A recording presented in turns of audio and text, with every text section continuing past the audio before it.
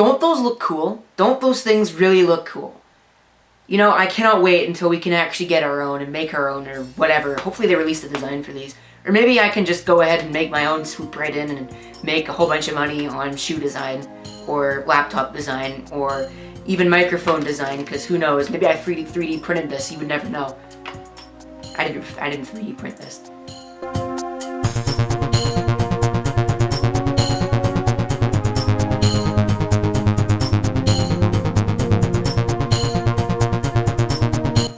So welcome to what is essentially the second episode of My World on Your Screen for this week.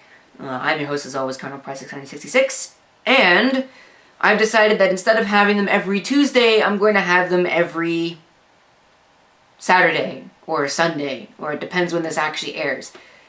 I'm hoping to have them every Saturday at the end of the week, so. But this probably won't be edited by the end of the week. So there's one thing. So first off, the suggestions page is actually up now, and it's actually working. It was up for the last video, but it actually wasn't working the way that it was supposed to. So now, if you just go ahead and try and submit something, and it tells you that your password's incorrect or whatever, it now doesn't send me an email, which is what was going on the first time. So in other words, I actually got spammed because a spam bot found this and just sent in a whole bunch of emails with random crap in them, and I had to take it down. So that's why it was gone for all of yesterday, but it's up now. It's up now. So if you want to send in suggestions and articles and whatnot, you can now do it, and it's very easy, and there's all that. Oh, and your IP address is sent as well, so be careful. If you post too much, or if you post rude stuff, or if you do any of that, then I can ban you, and you won't like that.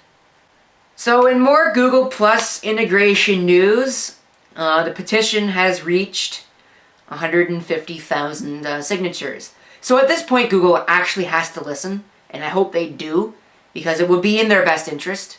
I know this article says 112,000, but it has since gotten up there to 150, probably even more than that. Basically, it's time for Google to actually start listening to what their community wants. They didn't want the real name thing. They didn't want the new YouTube layout integration Facebook-y thing. And they didn't want Cosmic Panda when that actually came out. I didn't.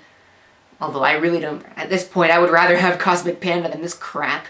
So they're going to have to step it up. They're going to have to actually listen to what people want. And they're going to have to get their act together, and they need to face the music. Google Plus is a failure. It's just a complete failure in the marketplace. They have to face it, and they have to realize that it's a liability at this point. And basically what I'm saying is they have to kill it off, because it's not useful. And it's never going to catch up to Facebook, at least not right now. And probably in, I don't know, maybe 5 or 6 years that you're watching this video now, it will have caught up, and it will be the social media network. Maybe YouTube doesn't even exist 5 or 6 years from now, but I don't know. All this stuff is a big what if. All I'm saying is that right now, Google Plus is just not, it's not the thing that Google imagined it would be. Google's just handled the whole thing completely inappropriately. There are 100,000 better ways to treat your users, and this isn't one of them. I'm actually kind of laughing because I had somebody on a forum that I frequent basically come out and say it's going to limit the amount of spam and trolling and all this whatnot. Take a look at this. Okay, I'm going to get out of the way right now, just so you can see what I am taking a look at right here. Look at this. Tell me, is that like cutting down on trolling? Is that cutting down on spamming? Like this? Is that cutting down on spamming? Is any of this cutting down on spamming? And if that was bad enough, take a look at this. I have a couple of examples here. This is something that I received recently. This is something that's been going around the internet for a very long time, and is technically spamming at this point, or trolling, or whatever.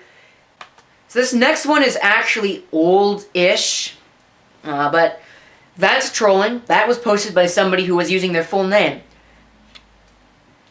Is it really cutting down on spamming and trolling? But wait, there's more. This one I also received very recently. from somebody using their full name. I'll just give you the time to I'll just sit here and let that sink in as you read it.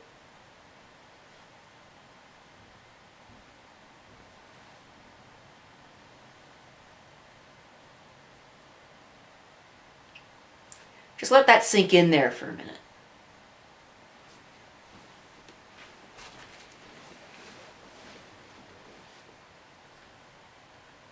So now that you've had the time to think about what you've just read, answer me seriously.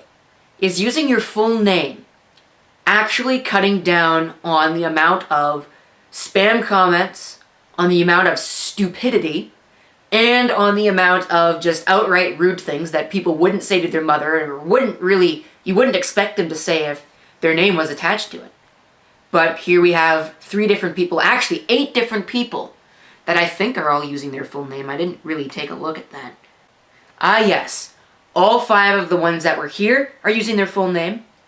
All 3 of the ones that I just showed you that were posted on videos that I made were using their full name.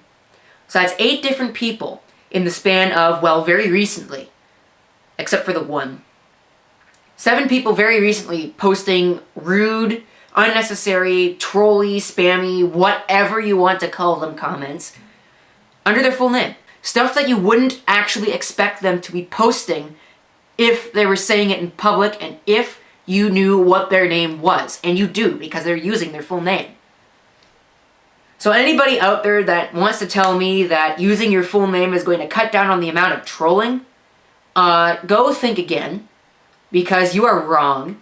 It is not cutting down the amount of trolling and spamming and whatnot. In fact, since this integration, I have seen more trolling on YouTube through comments and more spamming through comments on YouTube than I have before.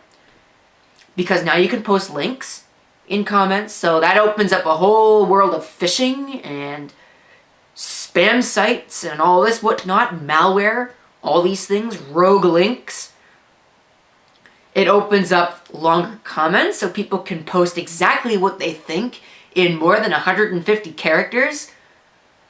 And a lot of them are rude. A lot of people have just absolutely, totally abused that whole thing. And if Google thought that this was going to help, it's done more harm than it has good. So that's why this whole comment system is just total pile of poo and needs to go die in a fire, because it doesn't do anything except just make everybody's lives more miserable. And boost the number of users on Google+. Which isn't actually helpful for Google, because the number of active users is not going up any farther at all. And people can just look at it and scoff because, hey, they have over 1 million users, but maybe only 10% of those users are actually active on the site.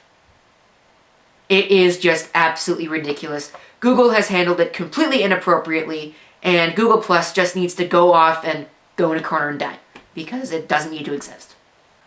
Oh, and speaking of things that just are absolutely ridiculous and need to be changed, so as the holiday season approaches, phishing sites are a growing concern, but not just for any platform. This is for Apple. So take that, fanboys. Your platform is not invincible. Then again, it never was. Apple, iOS, macOS, whatever, is not invincible. Windows is obviously not invincible. Windows Phone is not invincible. Android is not invincible. Linux is not invincible. None of this stuff is invincible. Your platform is not better than anything else. So all you stupid idiots out there who seem to think that, oh, iOS is better for such and such a reason, or Android is better for such and such a reason, or Windows is better for such and such a reason, macOS, Linux, whatever, it's not. It isn't better than anything. Nothing is better. It depends on what you're using it for. Sure, Windows has more software, but that might change. And it depends what you use, because Windows has Sony Vegas, which is what I use. The Macintosh has Final Cut Pro, which, granted, is not a bad piece of software, but I'm not buying it because I don't have a Macintosh that it can run on, and I'm not about to go out and buy myself a Mac, so there you go. I use iOS and Android and Windows all on a daily basis. All of them have their problems. Some of them might be slow for certain tasks, some of them might be fast for certain tasks, some of them might work better for certain tasks. Does that mean that I'm going to recommend one specific platform for one specific person? No, of course it doesn't. So no platform is better than the other. That's all I'm trying to say here, is just absolutely none are better than the other, and think that all you want. You're not right. It's your opinion, and your opinion is not a fact. So there's that. And okay, the smaller iPad is not about... You know what? I'm just going to end up ranting again. Let's move on to the next topic. I'm not ready for this one. So I'll get on to something that is happier and better. So the G Flex appears on the FCC with AT&T LTE service, which is nice. So at the end of this year, or later this year, whatever, I would assume that it's at the end of the year because it's November. It's probably just going to be released in December. The G Flex, which is basically a flexible handset. If you haven't seen it, you can go look it up. There's a link in the doc that you can go take a look at. And it is heading to Asia and Europe later this year, which probably has all you people in the United States of America going, like, where the hell is mine? When is this actually going to get here? Why don't we have it at this time? What is going on? Brace yourselves. It's probably coming sooner than you think, at least according to this FCC document. It's already there. They have the FCC stuff already lined up. And it's going to have AT&T LTE stuff on maybe even T-Mobile. It might even be released with T-Mobile stuff, which is interesting because there's more than one individual carrier going out at once. So you won't just be locked into AT&T for whatever reason. So it's coming. It's coming, guys. Just wait for it. PCLinuxOS makes the desktop Linux distribution look good. And I have to say, I agree with them. I've tried out two different versions. I haven't tried the main version yet, which is the KDE interface. But I've done the XFCE, or Phoenix as they call it, and the Full Monty desktop, which is basically a customized version of KDE with multiple different... in fact, I'll show you here. Let's take a look at Full Monty right now. If we take a look at the Full Monty desktop, which is on my website, you can see there are 6 different... or maybe you can't see. Let's go ahead and just bring up one screenshot here and I'll get out of the way. So you can see that there are 5 individual, if we take a look, I'm going to have to point with the mouse, there are 5 individual little workspaces, all of which are configured for different things. This is the 5th workspace, which has graphics applications on it. If you were to go to the first one, or the second one, we'll choose, this has Office applications on it. And there are 6 different ones. You can probably add more. You can probably customize it even further than that. It's pretty cool. It's great for beginners, and it hides all of the technical stuff, or at least most of it, that you usually find in Linux, at least the desktop versions. It hides it away from the users, so it looks sleek. Basically, it's great for beginners. It's great for novice users, which are people who are not necessarily beginners, but aren't necessarily technically inclined. And unlike a lot of beginner desktop environment things like Microsoft Bob, the Metro UI, yes, I just called the Metro UI a beginner UI because that's exactly what it is. It's great for advanced users as well. It has the windowing that an advanced user needs, which Metro does not have, and it has all of the bells and whistles that an advanced user would like to actually have. And if you want to interact with the command line, you have that too. Or, sorry all you Linux users out there, the terminal. If you want to interact with the terminal, you can do that. So you should go check out my screenshots that I have up. I might actually have the KDE version going soon. I might have to take a look at PCLinuxOS again. I'm probably going to do that right after this video is done. But I have the Phoenix/XFCE version, and I have the Full Monty desktop. You can take a look at those now. Maybe at some point in the near future, I'll have the normal KDE release out as well. Open letter to Tim Cook. It's time to call OS X Mavericks a beta. And I absolutely 100% agree with this. So one problem that OS X Mavericks has is some external drive data corruption issues, which really shouldn't actually happen. because it worked fine in Mountain Lion. Why doesn't it work in Mavericks? What the hell? And it's also that network shares can't be accessed reliably. Sometimes they go down. Sometimes you can't actually access them even though it looks like they're up. Word counts in pages apparently doesn't work very well, which is kind of a huge problem because word counts have been in Microsoft Word for a very long time. I think it's even in Office 95, maybe even the first version of Office. Okay, maybe not the first version of Office. But still, it's been around for a very long time in Microsoft Office, and it doesn't work in pages, or at least not the way it's supposed to, which is kind of a problem. And also, apparently scrolling in Chrome is broken, which I think is kind of hilarious. So, basically what I'm trying to get at here is that you should actually test your products thoroughly before releasing them. It doesn't matter if you think it's released or not. Do some final testing on final things. And if there's a bug that pops up, fix it before releasing the product. Products don't have to be 100% bug-free when you release them, that much I know. There are obviously going to be exploits and bugs and things in products that you release that you don't actually find because you can't actually test them. But simple things like mail and scrolling and page count or word counts and things like that should just work, especially USB drive accessing, because that's been around in the macOS for a very long time. So, more news on Steve Ballmer's retirement.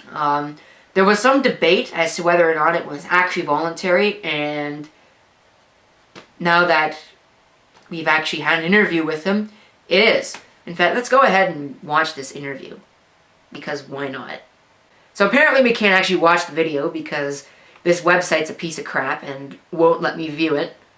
Well, in any event, so it's voluntary, but he was under quite a little bit of pressure.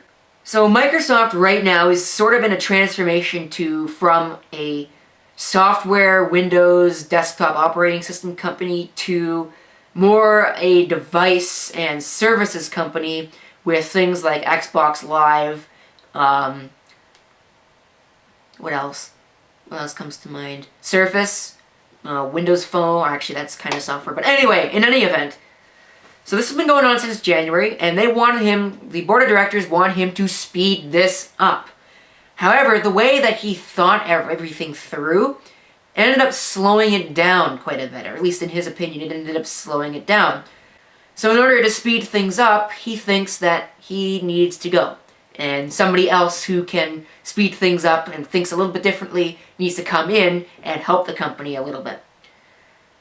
I see where he's going with this, but it really depends on who actually comes in here and who actually takes over the company. And really, his whole thing, I don't know if it's good or bad right now. Only time will tell whether or not the company is going in a direction that they want it to go in, and whether or not his plan is actually going to be successful. So how long do hard drives actually last? Well, let's see here. How long do hard drives really last? Backblaze, which is famous for their open source storage pod thing, Backblaze currently has 27,000 hard drives. 5 years ago, it was about 3,000. Let's take into account what happens here. So if you have 100 drives right now, and, I don't know, 7 or 8 of them fail, that's an 8% or 7% or 5% or whatever annual failure rate of hard drives, because you're taking away 5, so you have 95% success rate, which means about a 5% failure, or whatever. So in the first 18 months, they had a 5% failure rate per year. Then, for the next 18 months after that, it was a 1.4% failure rate. And then, after 3 years, failure rates was up to 11.8%. So, if you extrapolate this and believe what you want, the median, basically the middle point in terms of lifespan for a consumer-grade drive is going to be about 6 years. You have to remember, though, that this is an average. This is not going to be 100% great. You can't expect drives to last 6 years. I've had them last for 6 months.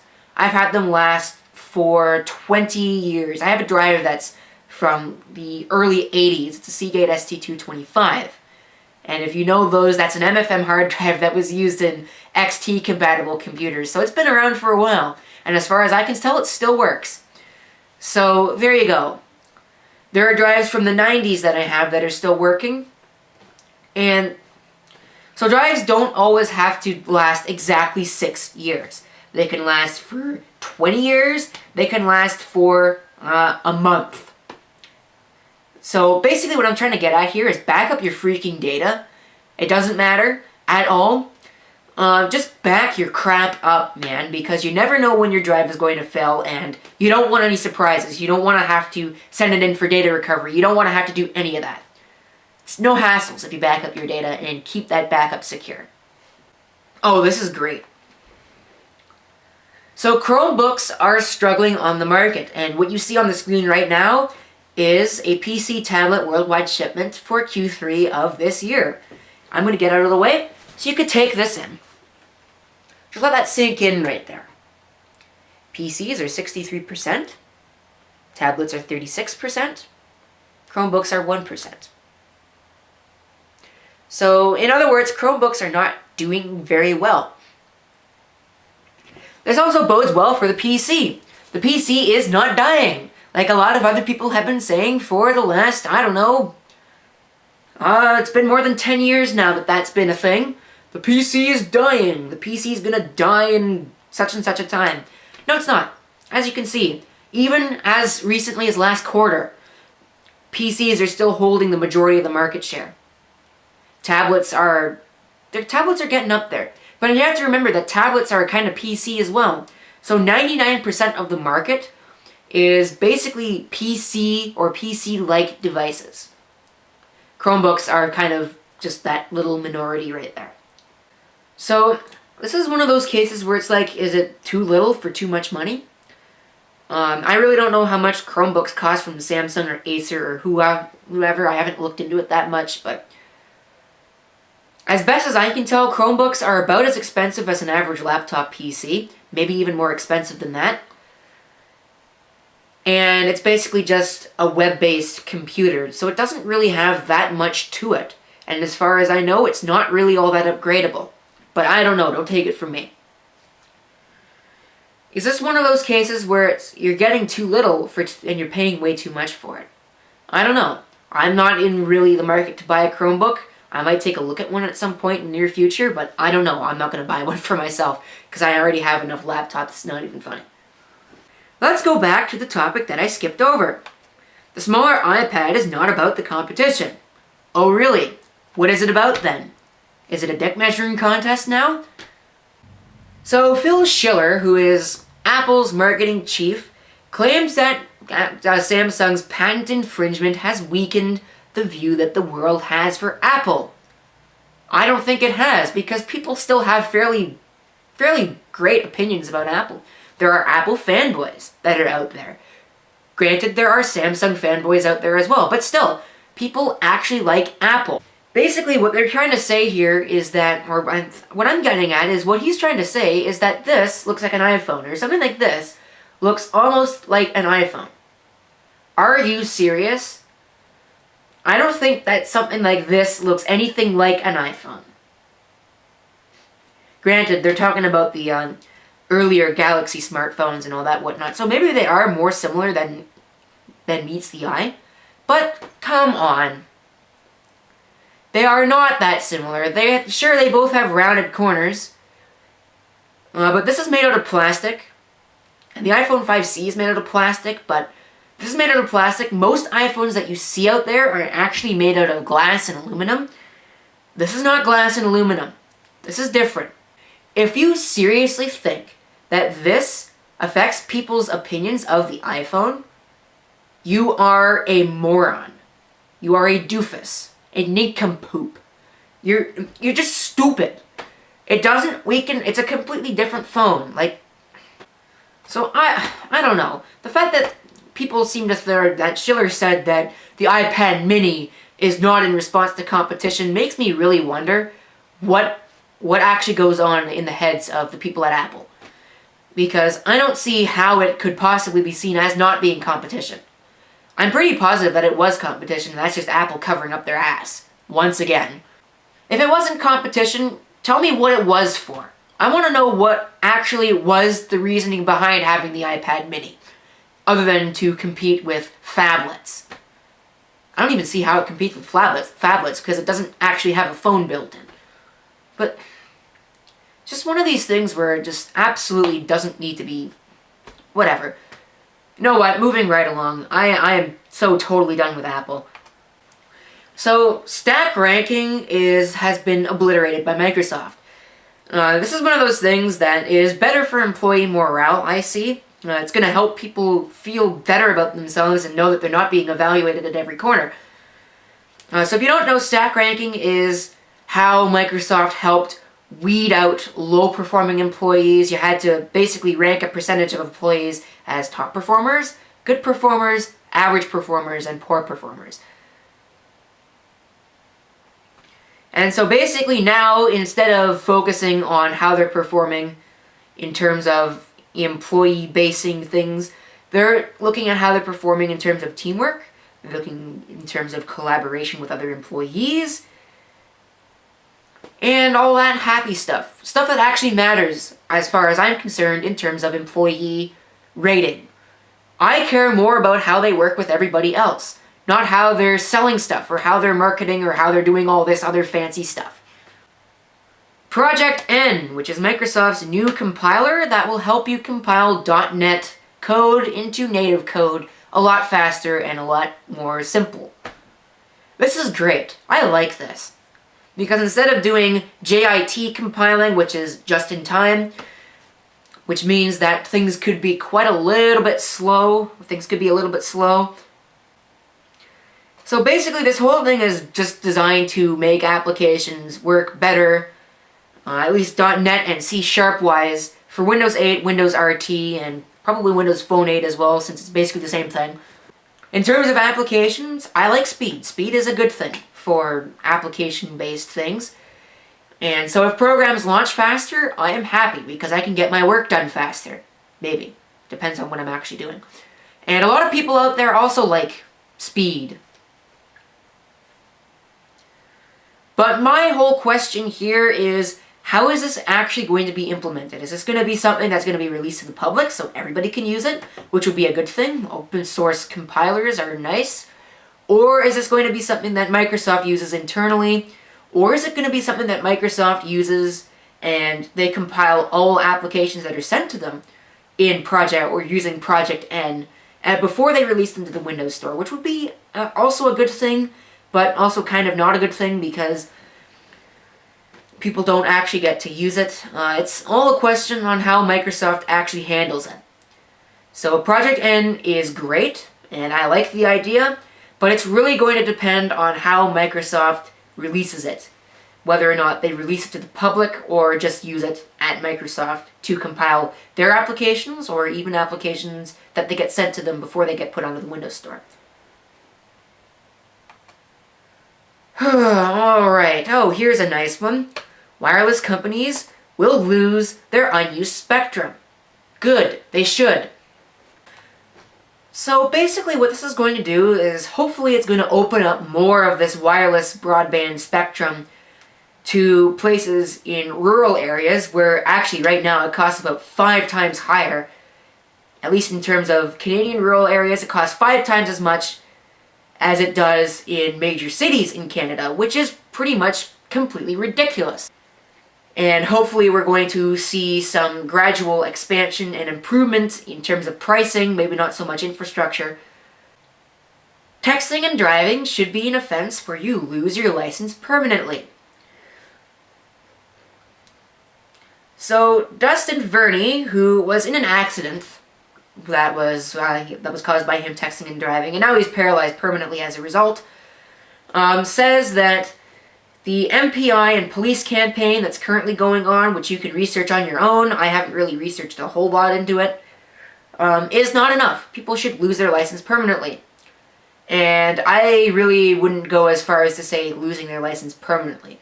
Losing their license for an extended period of time, like we're talking years, probably would help. I think that that's a good thing. If people get their license suspended for, I don't know, 5 years. That's probably on the high end of things. But permanently, I don't think so.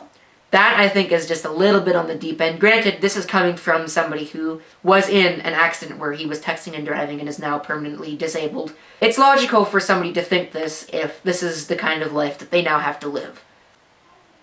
Microsoft has now developed a 3D Builder application, which is built for Windows 8.1 and helps you into object creation with 3D printers, which I think is absolutely awesome. So recently Microsoft has been making a whole huge big deal about 3D printing, and they've put they're building 3D printer support, if they haven't already, into Windows 8.1.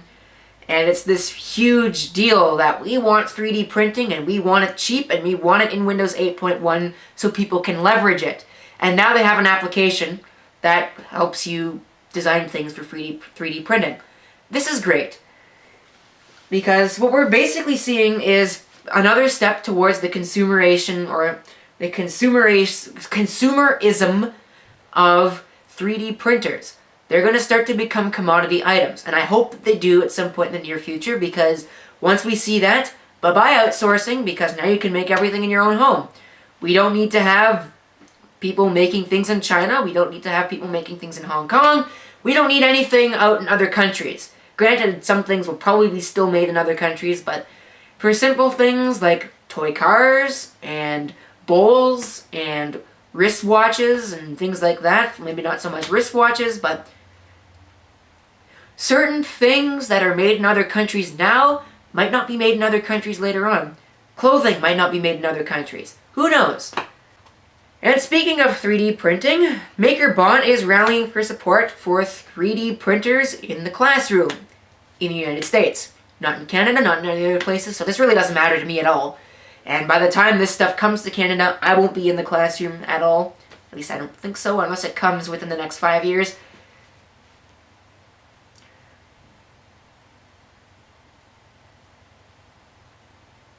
So the hope is that this is going to bring design, prototyping, and ingenuity back into the United States and hopefully other countries later on. So again, I can see this as being a pretty good thing for just everybody, at least in terms of students, because it's going to help them learn how to build things. They can use the 3D Builder application to build whatever they want, and then they can print it off on a 3D printer. So it's starting to get pretty exciting here. Facebook login is coming to Windows Phone 8. So basically now you can integrate Facebook login into your applications if you're developing for Windows 8 or Windows RT or Windows Phone 8 or whatever. This is one of those things that really, really needed to be done, and it needed to be done very soon. Because Android has this, iOS has this, macOS has this. I don't know about Linux, but I think Linux might have it. Although you can pretty much do whatever you want with Linux, so who cares? And now Windows has it. This is the kind of thing that really isn't that much of a news story, because it was kind of important that Microsoft did this at some point in the near future, because they were the only major player in terms of the market that didn't have Facebook login available for the Facebook login API to be integrated into applications that were being developed. Misconceptions about the Brown Recluse spider, and why you should not fear the spider as much as people do now. So you can see basically that's what it looks like. It has 3 pairs of eyes, so that's how you can determine it. That's how you can distinguish it from different spiders. So first off, okay, spider bites that they give can be pretty bad. They're not completely harmless, but they're certainly not as dangerous as people are making them out to be. And there certainly aren't that many brown recluse spiders out there. A lot of different species of spiders are being mistaken for the L. reclusa, which is the scientific name for it. So there are a lot of mistaken identities here. There are a lot of spiders out there, 38 of them to be exact. that are being identified as the brown recluse, and they're not even brown recluse spiders. Things like grass spiders, desert grass spiders, and even a solifuge, or however you pronounce that, which isn't actually even a spider. Even though it's an arachnid, it's not a spider. So there you go. You need to research what you're actually looking at. What you're looking at might not technically be the spider that you think it is. And if you've gotten a bite, do your research, guys. Just basically, that's all I'm trying to say here is think before you act.